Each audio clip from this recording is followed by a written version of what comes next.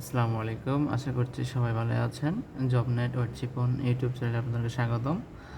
আজ শতকরা একটি অঙ্ক দেখব। আর সেই অঙ্কটি হচ্ছে, যদি তেলের মূল্য 25% বৃদ্ধি পায়, তবে তেলের ব্যবহার শতকরা কত কমালে তেল বাবদ ব্যয় বৃদ্ধি পাবে না।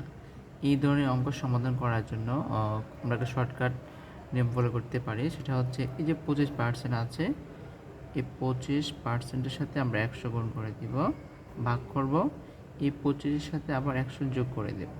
যেহেতু বৃদ্ধি বলছে, সেক্ষেত্রে আমরা 100 যোগ করে দেব। এখন কাটাকাটি করে ফেলবো, দেখি কি হয়।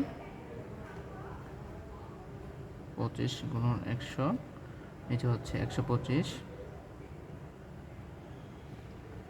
আমরা যদি 25 দিয়ে কাটাকাটি করি, 25-25-এর মধ্যে একবার, 25-125-এর মধ্যে হচ্ছে 5 বার।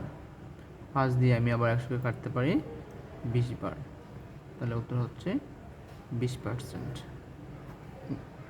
ঘ নাম্বার উত্তর 20%।